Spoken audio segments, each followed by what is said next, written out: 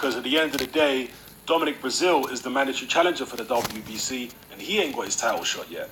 So why would Dylan White be able to get a title shot when Al Heyman can't get Dominic Brazil in there with the WBC, or is refusing to, or whatever the case may be? So I don't think the issue is Eddie Hearn not fighting Dylan White's corner. I think the issue is the WBC. And it's not the first time they've been the issue.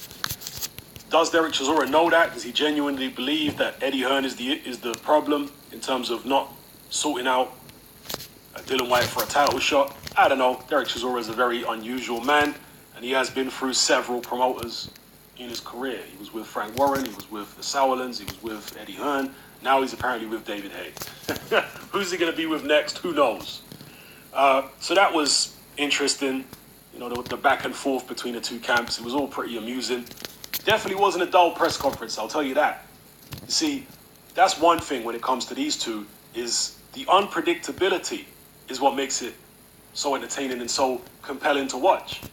You know, sometimes you get loudmouth fighters at press conferences, and it's just the same loudmouth stuff every press conference, where to the point where it's not really interesting anymore. But with these two guys, especially Chisora, he's such an unusual, eccentric character. He's going to come out with something that you've never heard before, something bizarre.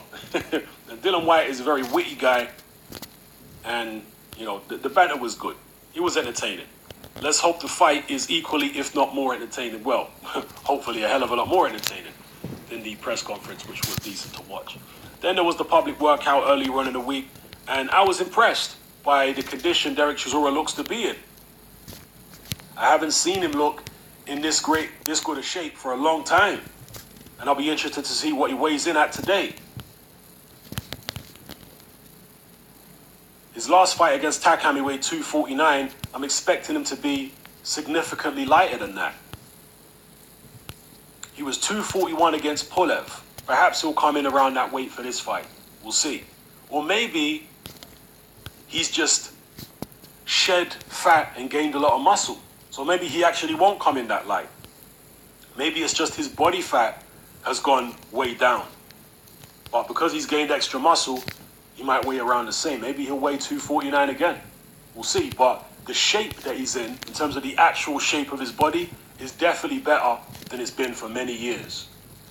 The lightest Chisora's weighed in his career, I think it was against Gerber or Parler.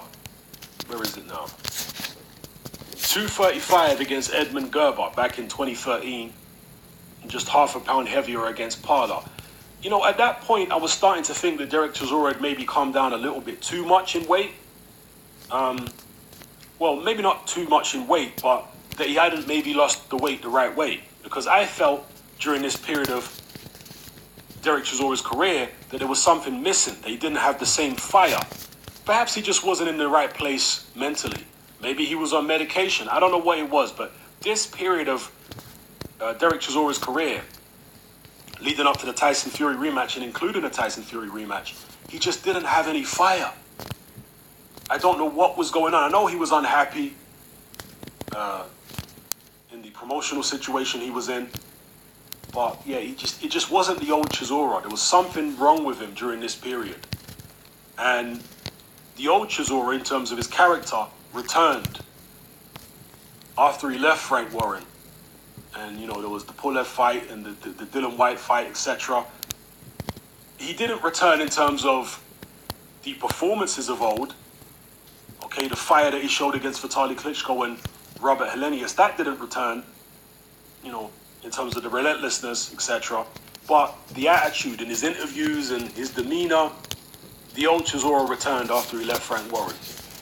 But anyway, I'm getting sidetracked here. The point I'm making is, when he was 235 for these fights, I was just wondering why he wasn't quite as bubbly, why he wasn't quite as energetic, even though he appeared to be aesthetically in good shape.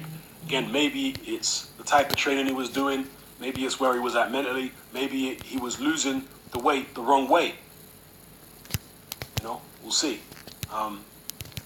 But that's the lightest he's been in his career. It was 235, unless I'm mistaken. No, it's 235. Will he come in that light for this fight? Give your predictions, people. What's Derek Chisora going to weigh in at today? Is it going to be below 240, below 250? Let me know. And do you think this David Haye situation is a gimmick? Or do you think it's actually going to make a tangible difference to the way Derek Chisora performs? Do you think he's just going to look aesthetically better, but not really fight any better? Because that's essentially what we're talking about here. We're not talking about Derek Chisora gaining a load of technique from David Haye. No, we ain't talking about that. We're talking about Derek Chisora being given an infrastructure by David Haye, whereby he's able to train harder than he's trained before. That's what we're talking about. So from a